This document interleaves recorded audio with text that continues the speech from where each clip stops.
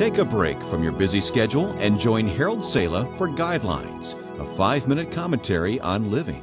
Siberia, anyone? Chances are, at least, in the dead of winter, there are few who would sign on.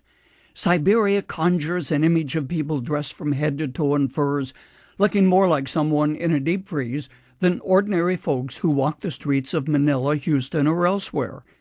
In fact, Siberian winter temperatures hover around -30 to -50 below in Yakutsk, where one of my heroes has lived for many years.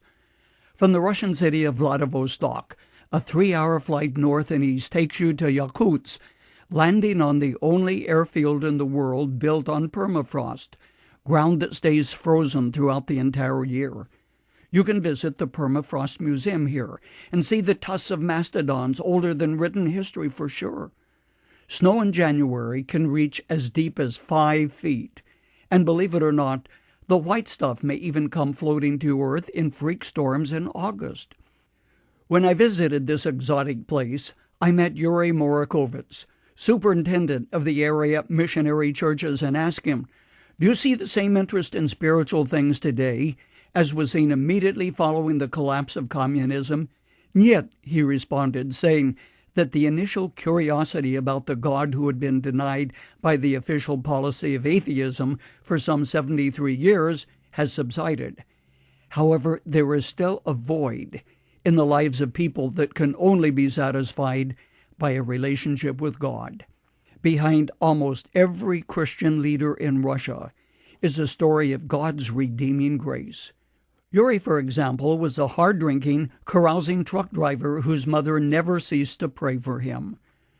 When he roused from a drunken stupor, having collapsed on the floor thinking he was dying, he cried out to God to save him, and his mother's prayers were answered. Following 3 years at the former Donetsk Christian University in Kiev, Ukraine, he headed to Vladivostok, where the Russian submarine fleet had been headquartered, with $50 in his pocket and a sack of potatoes that he had brought with him.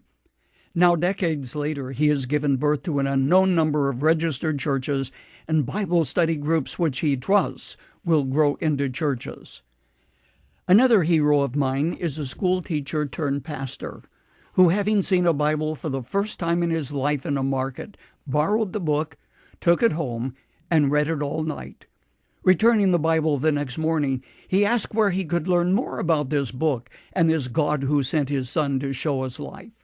He quit his job as a school teacher, took his wife and 3 kids, and rode across Russia on a train for 7 days and nights to a Christian school Guidelines has been involved in. 3 years later, having graduated with a certificate in Bible, he went back to his former village and planted a church. I think, too, of the former dentist who gave up a flourishing practice and a comfortable life to take a postgraduate degree in Bible, then bring his family from Ukraine to Siberia to spend the next 17 years in this punishing climate helping plant a church, and gave birth to a Bible school and seminary training pastors and Christian leaders. Wang Mingdao, a Chinese pastor who was imprisoned with the communists for 22 years, used to say that the hard path is usually the path God would have us walk. Most of the Russian pastors that I know believe that. They are as tough as the winters that freeze Siberia. They've been there. They just don't know that things can happen, and with God's help, they help make them happen. God give us more men who are so tough they never quit.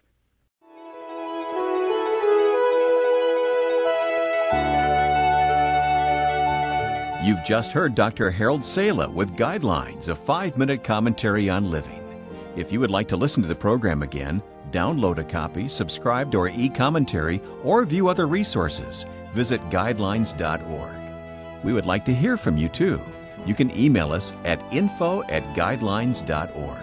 That's info@guidelines.org. Thanks for listening, and we invite you to join us again for the next edition of Guidelines.